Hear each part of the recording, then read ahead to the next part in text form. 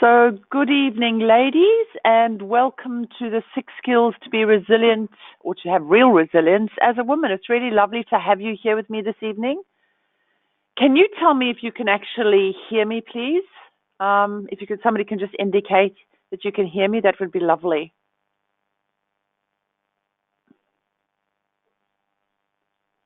Right. Thank you. Okay, so 6 skills to be really resilient as a woman. So this is a really wonderful topic that's pretty close to my heart for a whole range of reasons, and I'll explain a little bit more about it to you as we go through the session. So welcome.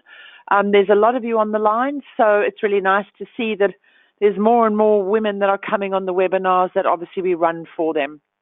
So this is always a question. I ask many questions of people who come onto the webinars, but would you like to, if you think about your life at the moment, would you like to be in a situation where you don't, not that where there's no doubt anymore that you have about yourself? So would you like to not doubt yourself anymore?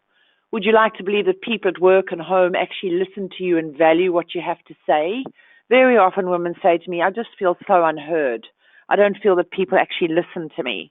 Would you like to not second guess yourself all the time? And I'll talk a little bit more about the lack of confidence that a lot of women have and talk about the 3 areas that I think most women struggle with in their lives overall, of which confidence is one. Would you like to not take things so personally? I think sometimes when we get feedback or where people do things to us, sometimes we take things so personally we feel it's all about us.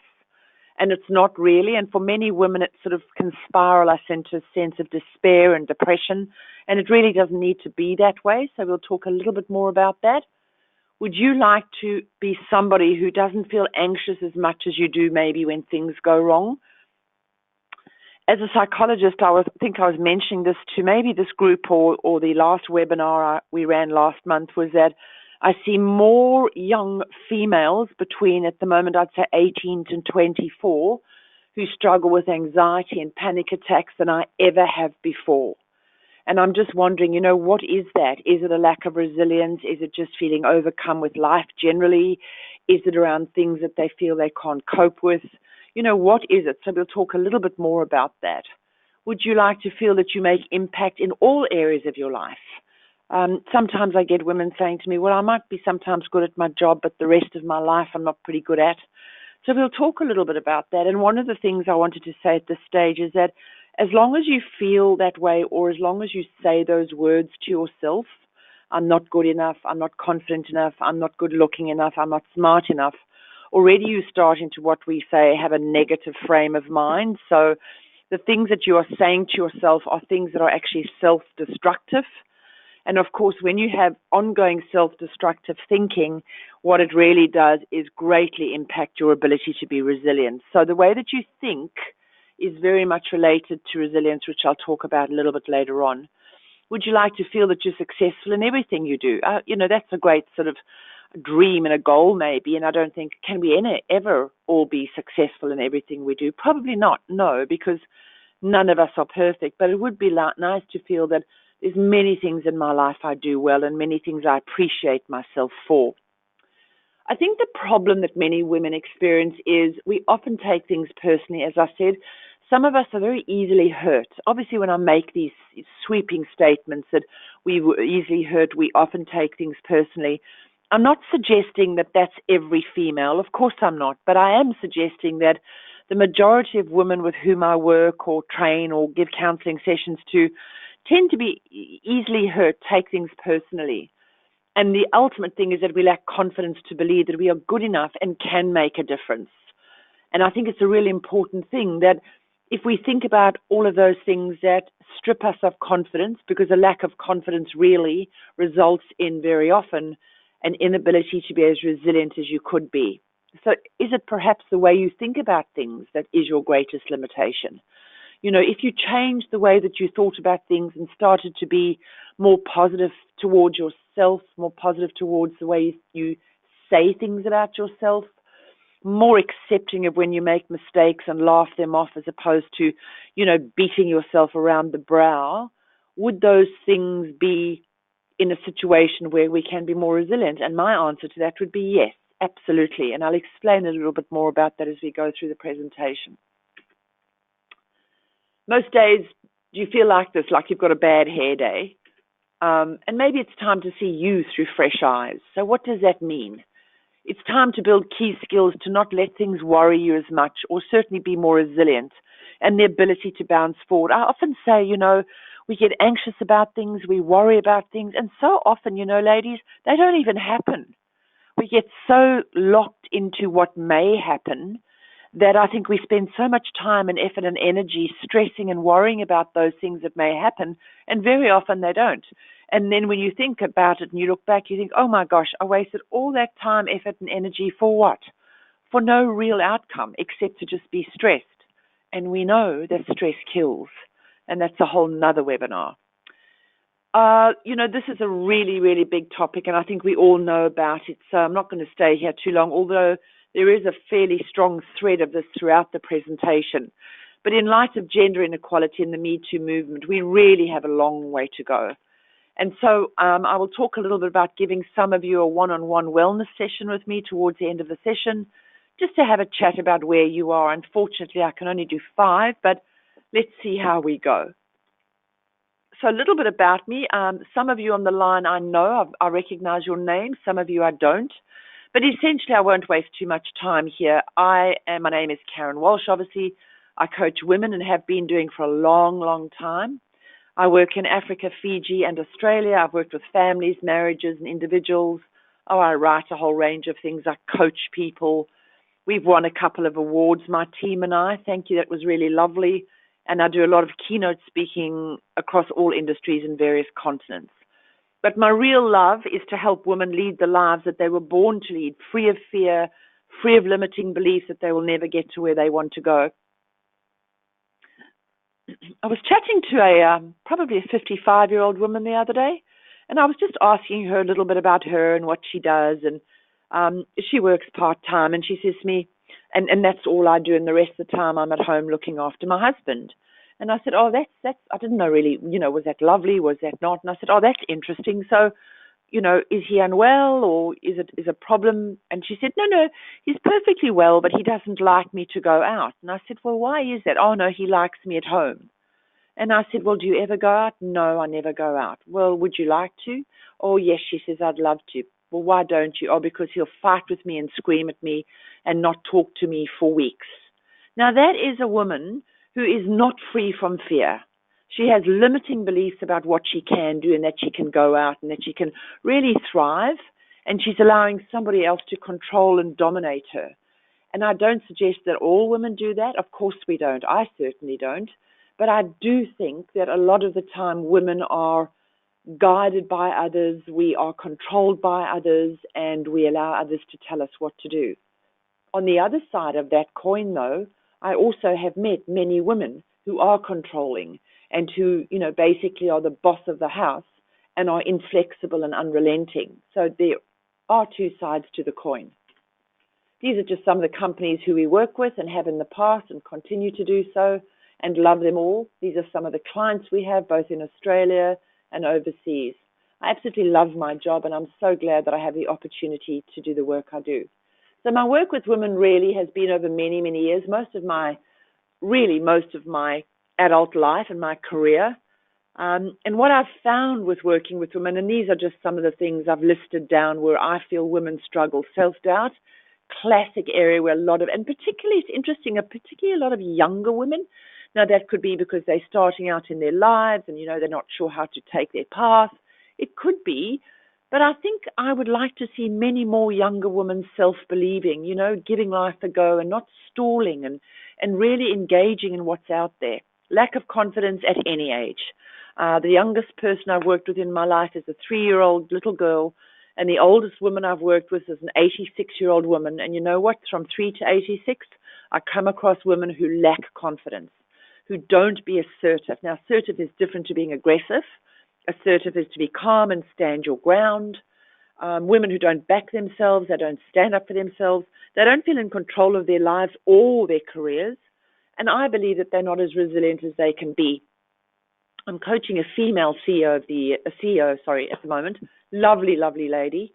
And she's bright, she's smart, she's well paid, she's well thought of. And I went into a board meeting with her about a month ago just to sit. She said, just come and join and sit. So I did.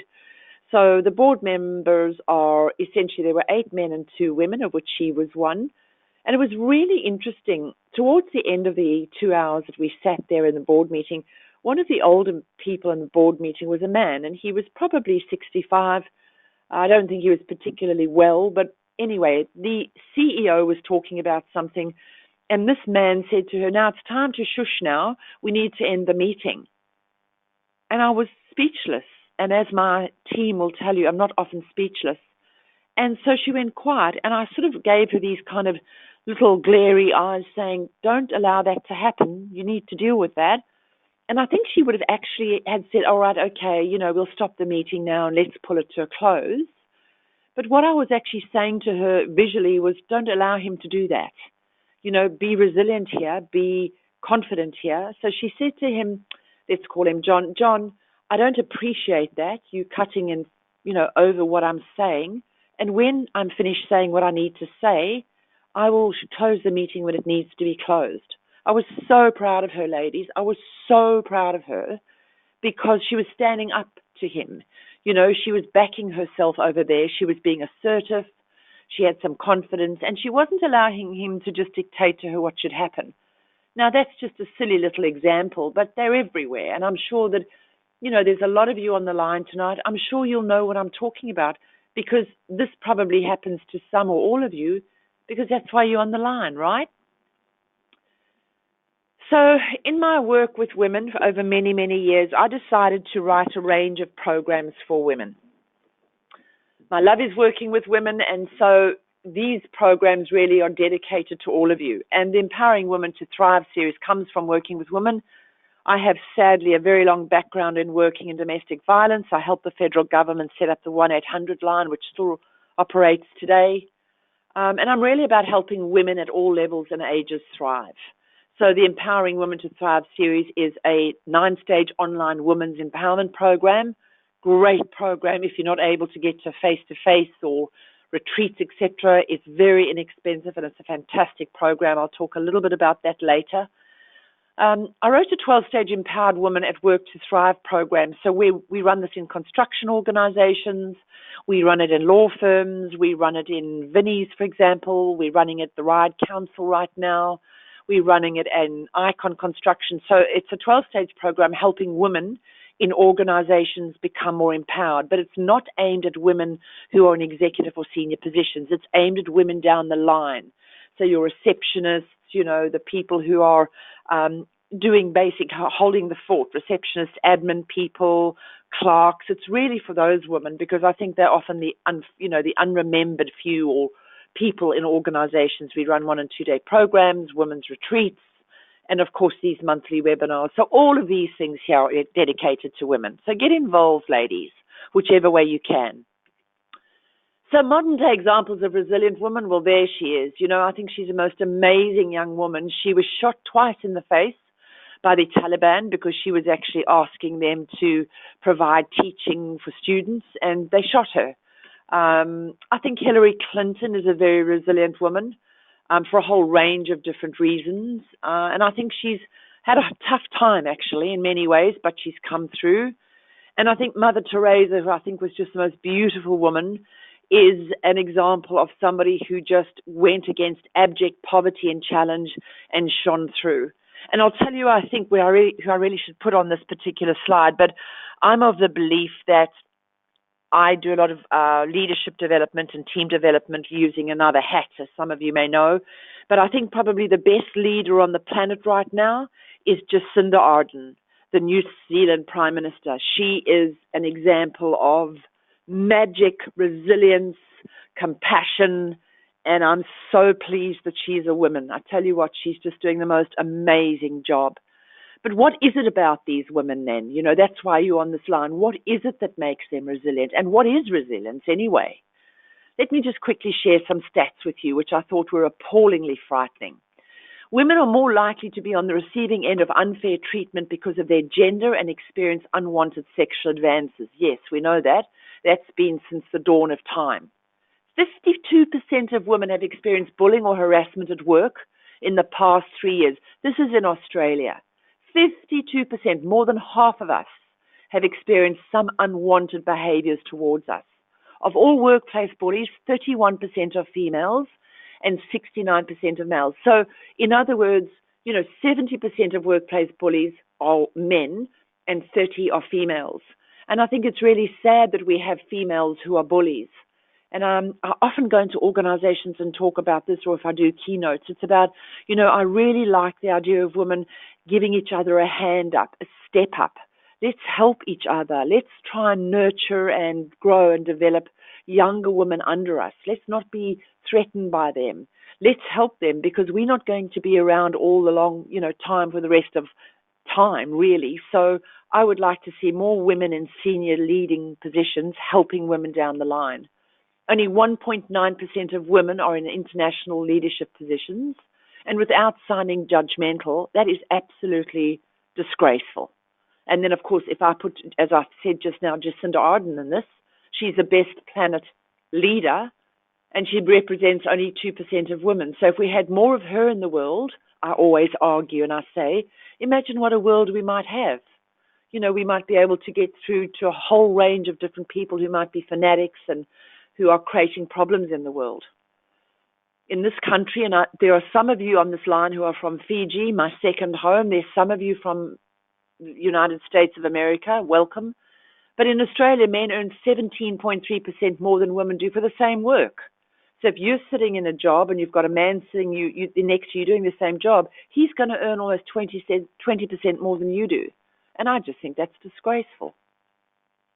So I think there is a lot of movement towards, reducing gender inequality and dealing with gender equality in organizations. I think there is some movement towards it, but I'm not convinced it's enough. Quickly, I'll tell you the story. In January last year, a BBC reporter in the United Kingdom did a research on 350 small, medium UK-based organizations.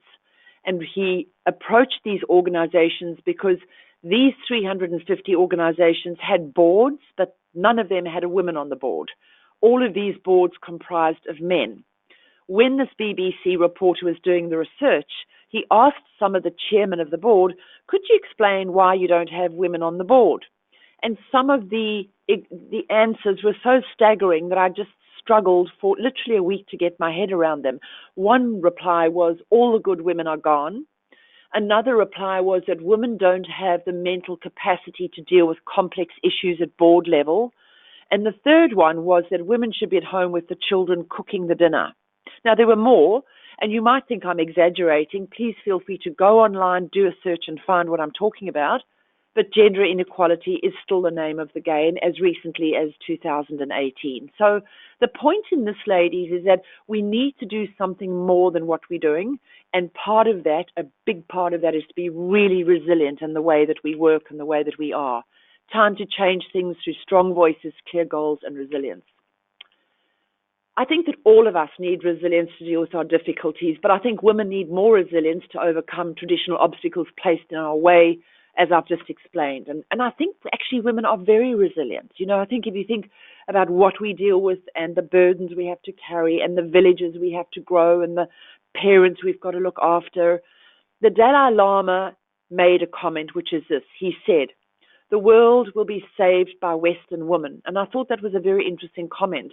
And it doesn't matter whether they're Western, Eastern, or whatever. What he was saying is that it will be women who solve the problems of the world. And I reckon the Dalai Lama is right. So let's just look at some of the areas of gender inequality because they buy into resilience or lack thereof. Leadership. Well, only 1.9% of women are in international leadership positions. And it's not that different really in organizations in Australia. Many organizations are doing a lot to try and increase the women in leadership tokenism thing. I'm not convinced that it's really done well, but anyway, there are some organizations that are absolutely committed to this, and I'm really, really proud of that. Business, personal relationships. I see a lot of relationships where there is still a gender inequality, and I think it buys back into the stereotypical, start of Adam and Eve, if you believe all that stuff, where he's the hunter and he goes out and brings home the wild, boar, and she's at home with the children cooking. So you've got these stereotypical role models that men and women sort of fill. And I think it's just permeated until today. I see many relationships where there's inequality. I could write books about this in families, communities, A-list industries. Well, the Hollywood acting, we know all about that, the Me Too movement. So why is it thriving? As I've just explained, I think it is partly the historical perspective. There's many, many cultural challenges around gender inequality. But you see, just understand they don't call this gender inequality. They might just call it the way that their culture is. And, a man really has a wife and he owns that wife. You have some communities, and I never am disrespectful. I'm not judging. But some communities where a man might have 6 wives, but the wife can't have 6 husbands. And so that's gender inequality in itself, but they wouldn't see it that way. They would see it as their way of being, and the women are their commodity and their wives are their possessions. And so, when you've got those kind of cultural challenges, it's really difficult. And those are some of the challenges we have around things like honor killings. Now, honor killings are when women are put to death because they've disgraced their family. Very barbaric, but it still exists today, women's place in society. I think the other thing that's really important, though, ladies, is how we see our roles. I think that we do see our roles as women to nurture and to look after the children, look after the family, and I think that's absolutely fine. But where I'm coming from with regards to empowerment and resilience is that at some stage we have to learn to step up and claim more of our lives at this time, as opposed to being controlled and dictated to by others. Unless you believe in reincarnation, we only have one shot at life. So my question to you right now, and there's a lot of you on the line, are you living the life of which you dream? Are you living the life that you want to live? And please feel free for any of you to pop something in the question box. So are you actually living a life that's making you happy right now? Or do you believe that there's much or many things in your life that you would like to improve upon? A lack of critical self-confidence, which I'll come back to that just now. An example would be, and this is research, if a man wants a raise at work, he will go and ask his boss, listen, I think I need a raise because of X, Y, Z. Women don't. We don't. We wait until we are offered one, and if we're not offered a raise, we don't go and ask for one. Why? Because we lack the critical self-confidence and the ability to back ourselves to ask for the raise. We struggle with courage at times. And of course, that buys into lack of assertiveness to position ourselves powerfully. Why should men get more than we do? And please understand, this isn't sort of like a man-bashing webinar. That's absolutely what I'm not on about. I'm on about gender equality, resilience, and fighting for women, because I think we deserve so much more, and I think we accept so much less. So let's look at each of these problems. I think I've got 3 problems that I've done, and these are all examples of women that I've actually dealt with. So let's just call this Sally. But Sally could be, Jacinta, it could be Mariana, it could be Gail, because these are lots of things I see with many women. She will say to me, I don't really say how I feel about things in a team meeting, Karen, or, if I'm upset about something, I don't really say how I feel at home. Well, if you don't say how you feel, how will other people know how you feel? People walk all over me. I often get that. I get so stuck with what to say that I say nothing. And then what happens is I walk away angry with myself for not standing up to them. And so what we're doing here is we're actually letting ourselves down. We're not putting ourselves first. And I don't stand up for myself. And very often what happens with Sally or Jacinta or Mariana or Glenda or any of the women who come and see me with the lack of assertiveness, it's always the same thing. I don't feel good about myself. I don't back myself. I don't stand up for myself. And the results generally are I feel miserable about that. I'm not thriving like I should. I often accept second best, Karen. I really wanted to go to the Gold Coast, but my husband wanted to go to Byron Bay. So for the 7th year in a row, we've gone to Byron Bay. And I say, well, why don't you fight for going to, the Gold Coast or wherever it is you want to go? Oh, well, because he wants to go to Byron Bay. Well, okay, so when are you going to go to the Gold Coast? Oh, I don't think I'll ever get there. And it's not just in relationships like that. It could be a woman with her mother, with her friends. It's like if you want to do something and you accept second best, then it means that you're putting yourself second best. And often then what happens is I feel bad about myself. I've got no confidence in me and I don't bounce back. Some of us tend to take longer to recover from life issues that come our way than others do. And I think it's about, that is resilience. So what is it that is happening for me right now? And what do I need to do to bounce back? Now, resilience is, the definition of resilience is the ability to bounce back. I actually don't think so. I think resilience is the ability to bounce forward. No matter what happens in your life, no matter what goes on, I always say that the most resilient people are those who are able to take on board those challenges and still keep moving forward, and hopefully in a well kind of maintained way. Because if you think about some of the people in the world and some of the atrocities that have happened, you sort of sit back and you think to yourself, wow, how on earth did you get through that? Or wow, how on earth did that impact you? I don't know if you remember I think he was in the Colorado desert, so it was actually a young male, and this is a really great example of resilience, ladies, a really great example. And he went into the desert, a young guy, and he foolishly didn't tell people where he was going, and he didn't take the normal equipment or compass or whatever it was that he needed. So off he goes into the desert for a bit of a joy ride and a bit of a joy walk, which was, lovely, lovely plan, but stupid to do it. And however he got his right hand stuck under a boulder. Now, I'm probably going back about 3 or 4 years, but he got his right hand stuck under a boulder and he couldn't get it out. And he realized, because he hadn't left directions as to where he was, that nobody would find him. He would die there. So he, with his left hand and his teeth, he took off some of his T-shirt and made a tourniquet around his right arm and cut his arm off. Now, it was absolutely horrific when I remember watching this, but that's resilience. It's really about, how am I going to get out of this? How am I going to recover? And I think those are the 4 words I always say to my children, to people who see me. The words are, how can I recover? No matter what life throws at me, how can I recover? And the solutions to number 1 is to learn to be assertive. You learn to say what it is that you want to say, to stand your ground respectfully. And there's courses you can do. Go on the internet to understand what it looks like.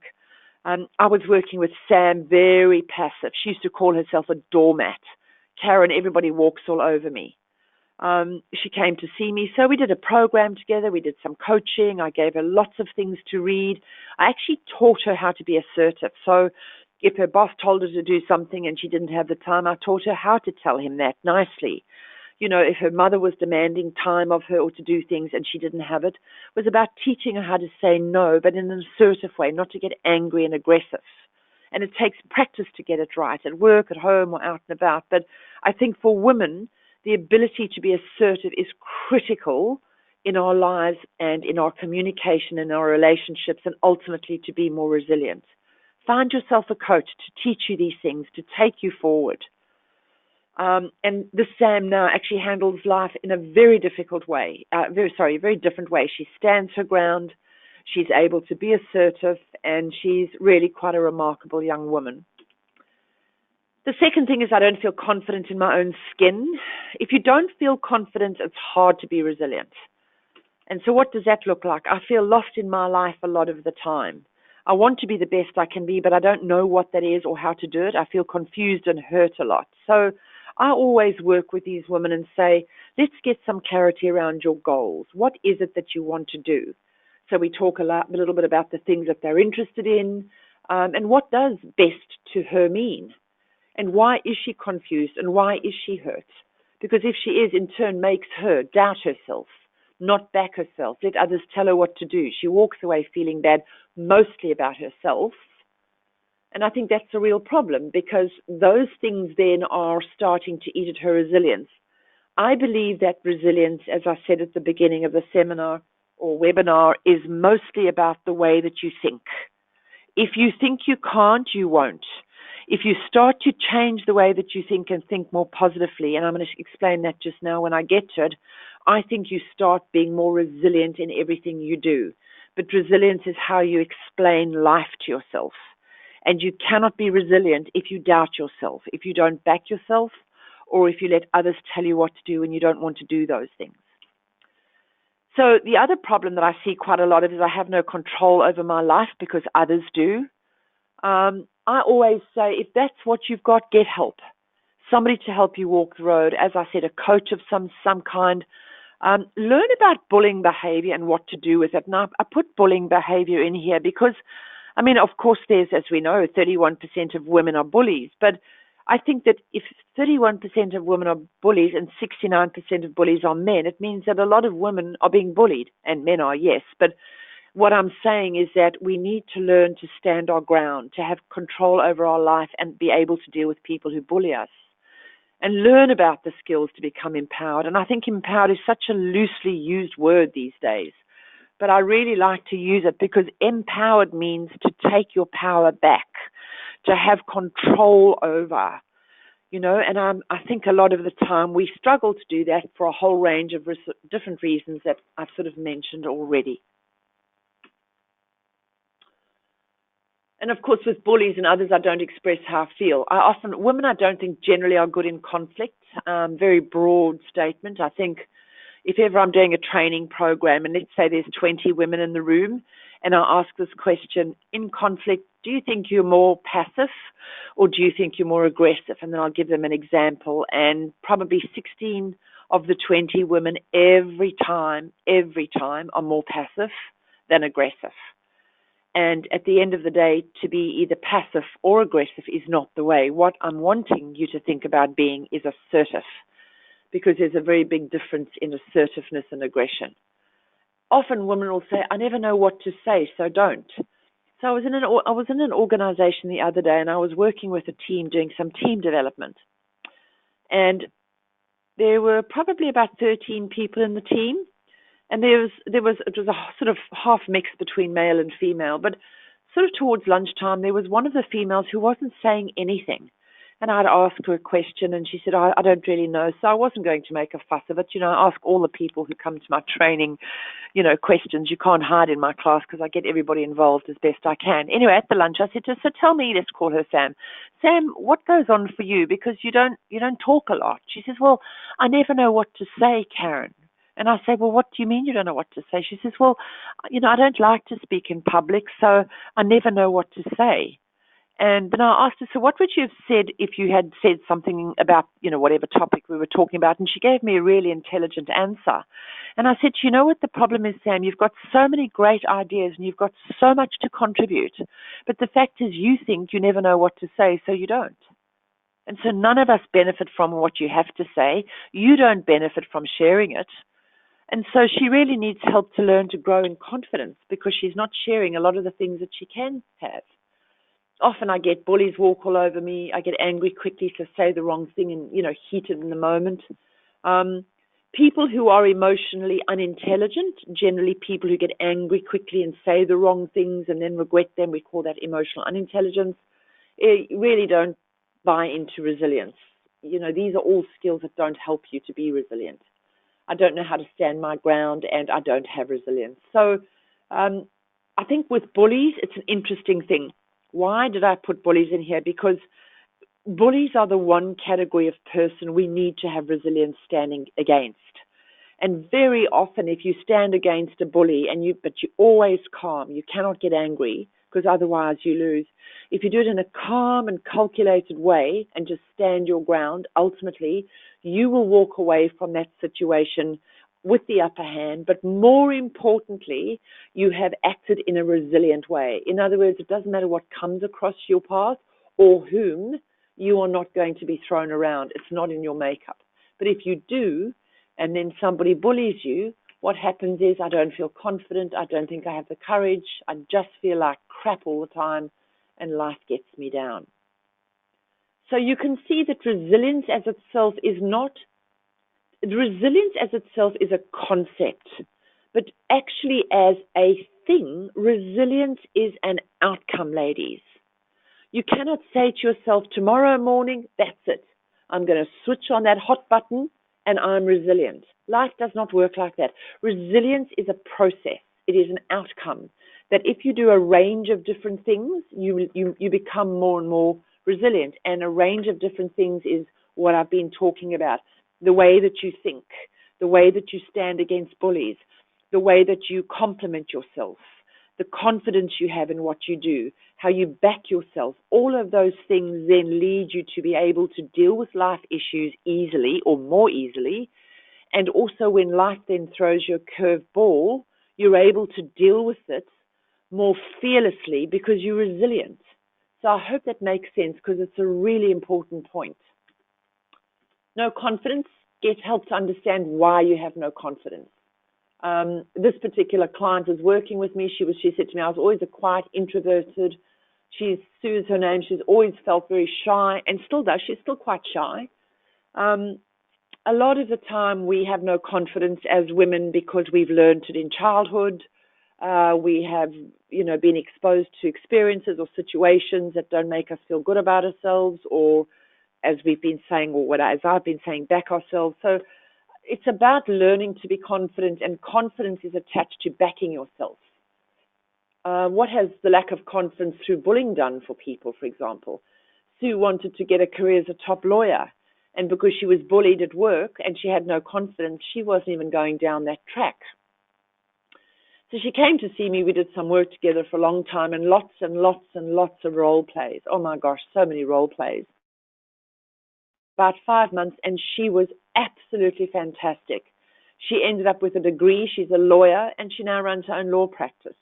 And there was a young woman who didn't believe she could because she allowed a bully to make her feel worse about herself than she did herself anyway.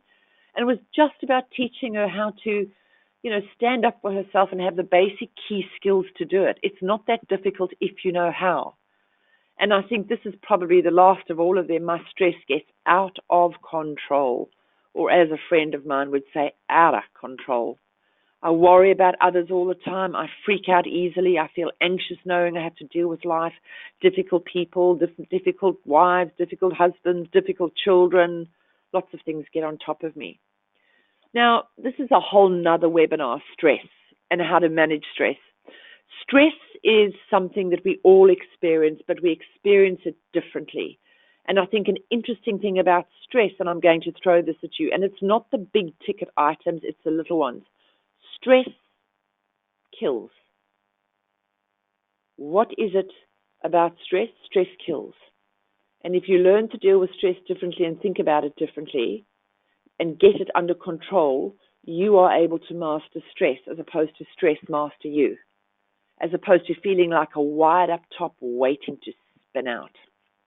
And then when you're like that, you never jump outside of your comfort zone, often walk around feeling timid. I hear this quite a lot. I'm always waiting to mess up. It's like that kind of prediction of disaster. Notice I'm always waiting to mess up, not I'm always waiting to succeed. Is the glass half empty or is the glass half full? The point here, ladies, is that the glass will never be half empty so that you can be resilient. A glass half empty will never equal resilience. A glass half full will always equal resilience if you can learn some of the skills and the tips to think in a resilient way. These people are uptight and unhappy. And how do you deal with this? I helped Jacinta. She came to see me. It's the same sort of thing I'm talking to you through this webinar. She wasn't assertive. We worked on her ability to be assertive and her conflict resolution skills and gave her practical strategies to help her stand up to her bullies and coached her about being optimistic. There's a really great book. I don't know if any of you are readers, but there's a lovely book which I really enjoyed. It's called Learned Optimism, and it's by a man called Martin Seligman, Seligman, and he also wrote a book called Flourish, Flourish, if any of you are interested in that. And today, Jacinta is a very different person. So these sort of things, I'm talking here about you individually, but you can do these as groups. We could run a thing in an organization about women's well-being or women's emotional intelligence, where you get all of the women in the organization to do a 3 or 4 hour session. There's a whole different ways of doing it. You don't have to do it individually. And this is what I've been saying. It's in the way you think. If you think you can't deal with people who treat you badly or situations, or if you feel you're overwhelmed with things, then you are. If you believe you're not good enough for a role, I really want to go for that job, Karen, but I won't get it. Notice the negative thinking, or there's no point in me trying because I'm too stupid. I want you to, when you're finished with this webinar, I want you to go and have a look at two different things. The one is called the Imposter Syndrome. Go and have a look at the Imposter Syndrome. Call me back and tell me if you ever struggle with the Imposter Syndrome. And then I want you to go and have a read of something called social comparison. And when you have a look at social comparison and see if you compare yourself to other people and you fall short, email me and tell me where you fall short. So the Imposter Syndrome and social comparison, something for you to think about, ladies. If you continue to doubt yourself, you will keep doing it. If you don't take control of your life, others will.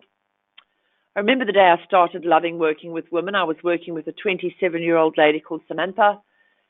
She was in a pretty bad relationship, actually. And of course, you know, what we do as women, I suppose as men too, if we're told repeatedly that we're useless and we stay in that space where we're told repeatedly that we're useless, we start believing that we're useless. So when she came to see me, she was telling me how useless she was. And I said, no, I'm not going to do that. That's not good enough for me. So if you can't back yourself in the short term, I'll back you, which I did. Today she's finishing her degree. She absolutely loves her job. She's in banking. She left him, which was probably the first thing she needed to do, and is in a much nicer relationship. And I mean, the thing is here is, who said you can't be resilient? Who said that you can't have a fantastic life? But here's the thing, that when you're in a situation and life isn't working, my first question I want you to say, or the first thing I want you to do is say to yourself, how can I recover? 4 words. How can I recover? And then look for a range of different options as to how. Because if you stay stuck in not doing something, then you're not being resilient. And if you just allow that something, whatever it is, to wash all over you and be the dictator of your life, then you're not resilient. The characteristics of resilience, you have a purpose. I am going to do this come hell or high water. It's what I want to do.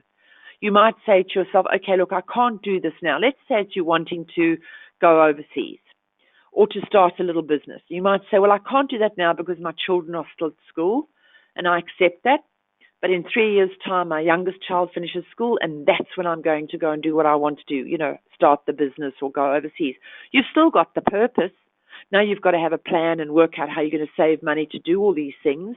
But at least you're working towards something, as opposed to saying, I'll never get there. Persevere. You know, resilience is all about keeping on going. You're going to find a situation where life just knocks you down, because that's what it does.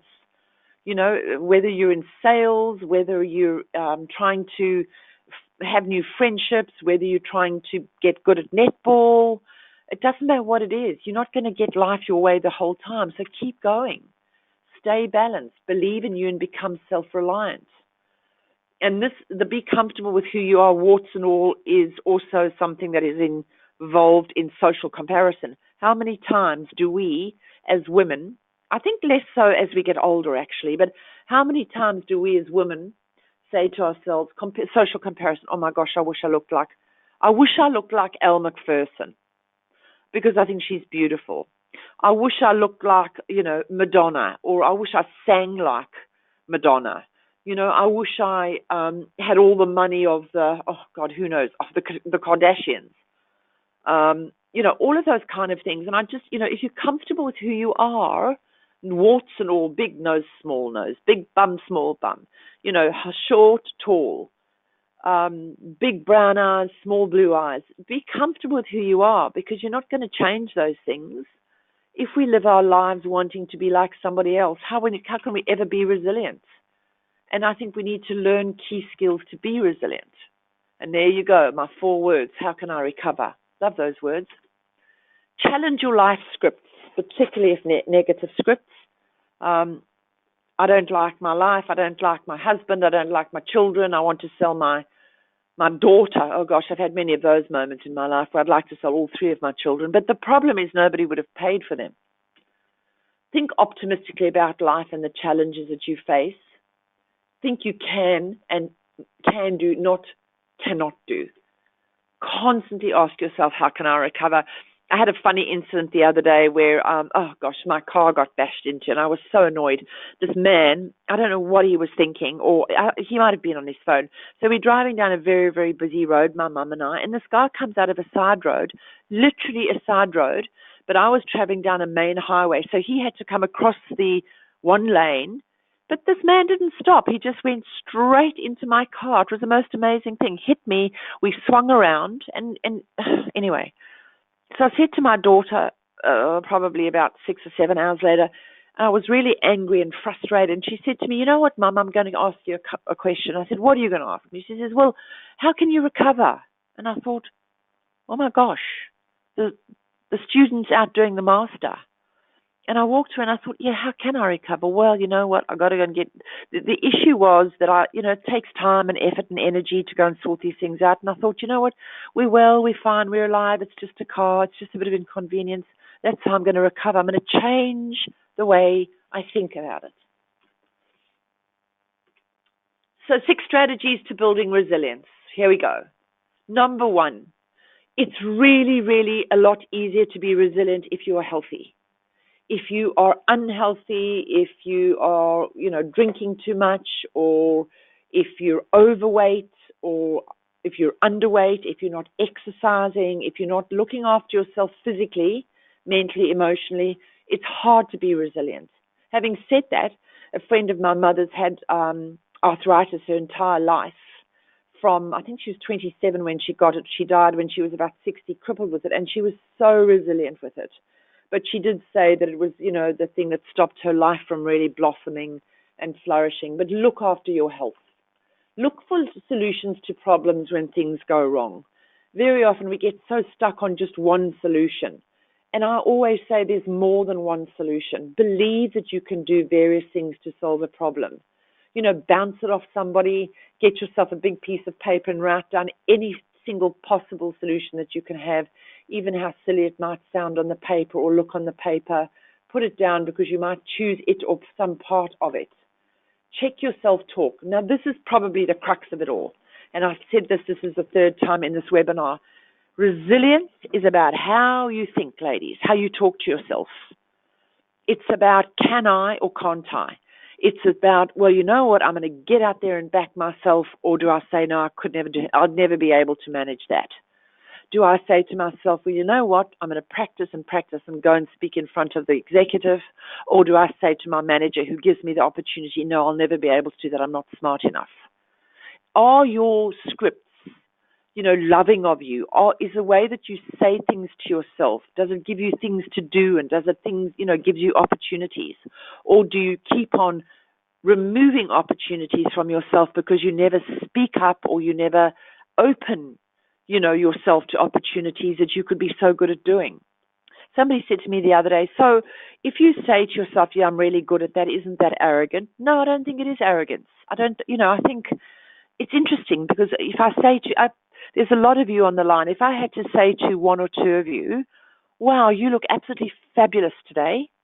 I really love that color on you. I'll tell you what you'd say to me. You'd say to me, oh, thanks, but, it's an old outfit and I've got it from Vinnie's. And it's so funny how women do that. We just don't sort of arc up, and we don't seem to shine when we can sometimes. So check your self-talk. That's probably the key of this whole webinar. Live a balanced life, ladies. It's like, how many of you, and this is a really good question, how many of you exercise 3 to 4 times a week, 30 to 40 minutes a time, and cardiovascular exercise? I would say out of all of you on the line, probably 20%. If you want to live a balanced life, it's about exercising, good sleep, lots of water, good diet, absolutely no smoking. Your lungs and your blood don't like the smoke. And I would say if you do drink, just be careful that you manage your drink and not too much. Have goals. What we know from the research is that resilient people have goals. They want to achieve things. They want to have a purpose in life. So they can set a short, a medium, or a long-term goal. Short goal might be, I want to lose 5Ks. A medium-term goal might be, I want to go overseas for a month to Europe.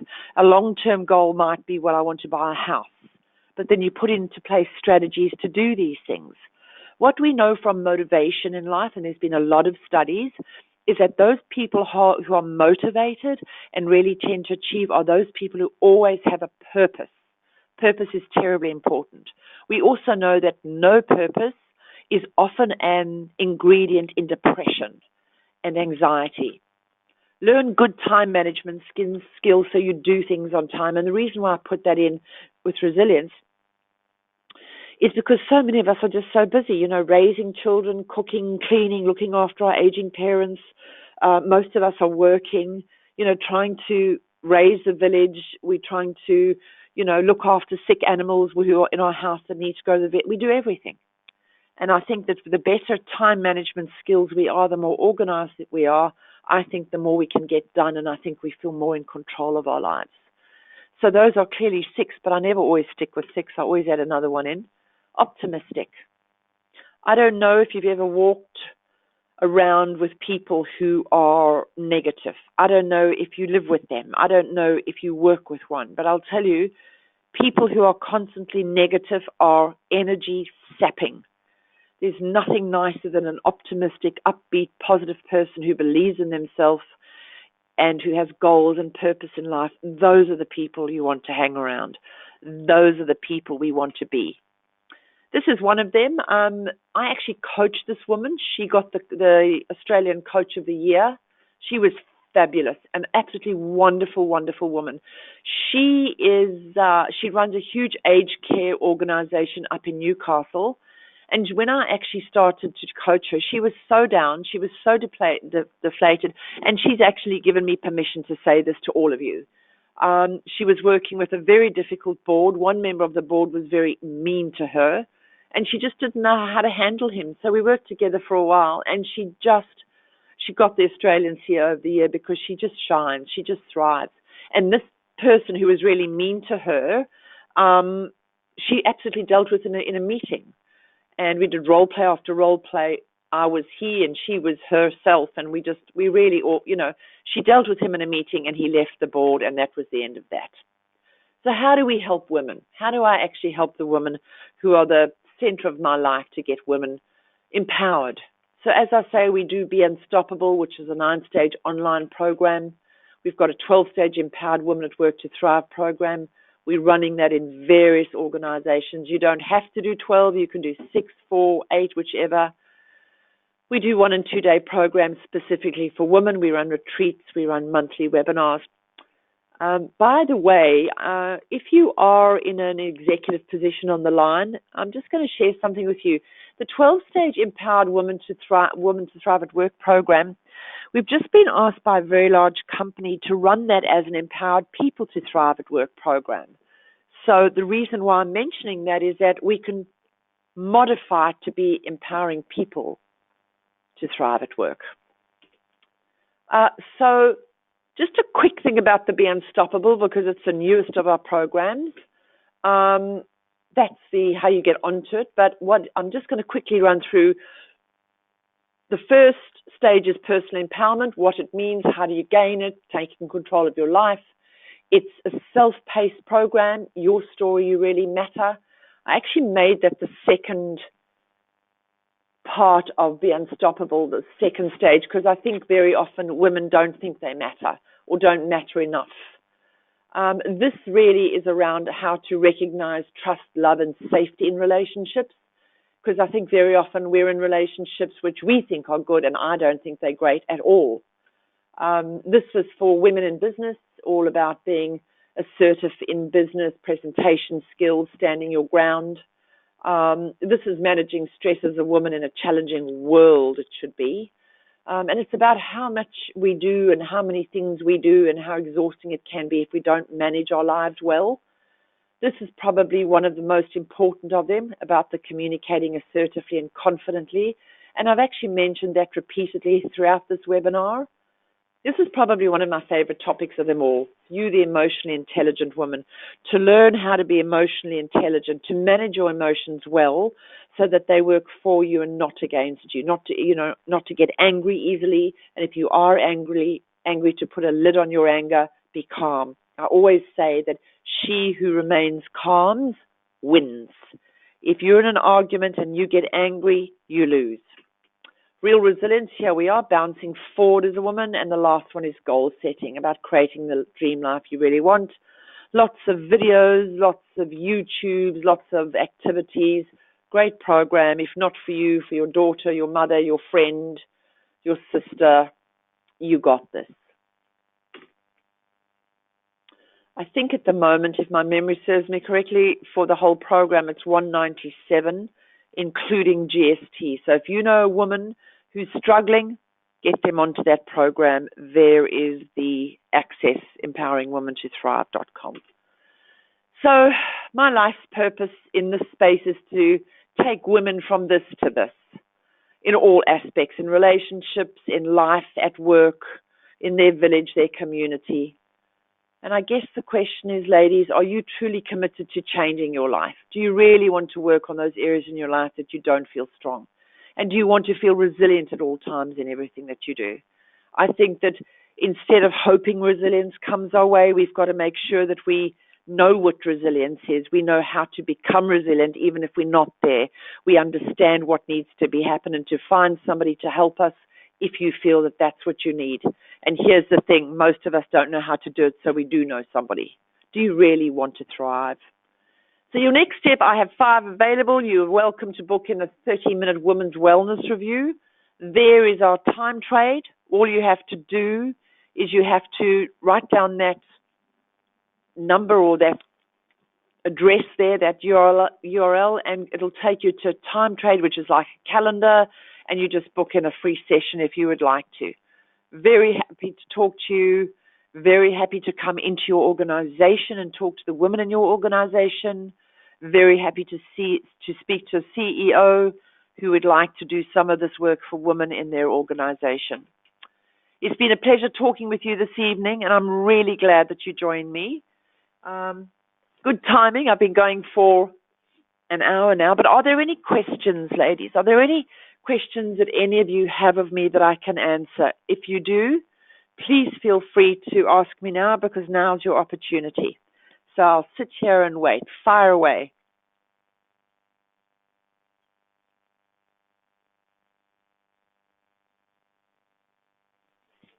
Okay, I've got one question here. Thanks, Liz. This is a question. Can you be resilient even if your mother and your sister are not resilient? It's interesting. We're not born resilient, we don't think. I think what we know about resilience is that you can definitely learn how to be resilient. We know that. You can be taught how to learn resilience. We can't say that people are born with or without resilience, because it's one of those kind of gray areas. But the fact is that you can learn it. So the answer to your question is that even if you've got family members who are not resilient and tend to give up easily and don't tend to persevere, that doesn't mean that that has to be you. You are quite capable of learning how to be resilient and to be really fantastic at being resilient. So that's the answer to the question. If your sister and your mother are not resilient, you don't have to not be resilient. You can learn to be resilient. All right, ladies. Well, there's a question here. I'm just going to try and see. I'm just going to see if I can open this box up a bit more. Hold a minute.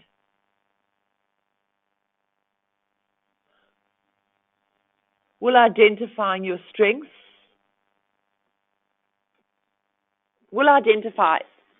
How are you, Shami? It's very lovely to see you online. Shami asks, will identifying your strengths help build resilience? I think, yes, I do. I do believe that, because a lot of women don't really stop to think about their strengths. And often, even if they do have strengths and think about their strengths, they kind of minimize them, Shami. So they'll tell me, oh, I'm not so good at that, or yes, I am so good at that, whatever. I think, yes, recognize your strengths is certainly a great part to building confidence. And remember what I said to you just now, that confidence is part of resilience. So can you, by identifying your strengths, yes, you can, but you've got to take it further. You've got to be able to rely on those strengths when times are down. You've got to be able to think in a positive way when the chips are against you. But if you can identify your strengths at the outcome, you're certainly positioning yourself powerfully. Absolutely. So, ladies, it has been an absolute pleasure to be here with you this evening. I hope that you've gained something from it. Please book a time in to see me or to talk with me. If there's no charge, get me into your organization. Let's run some programs for your women. If you'd like some coaching, you know where I am, but it's been an absolute pleasure to talk with you this evening, and I hope to speak to you next month. So God bless. Until then, stay safe. Bye.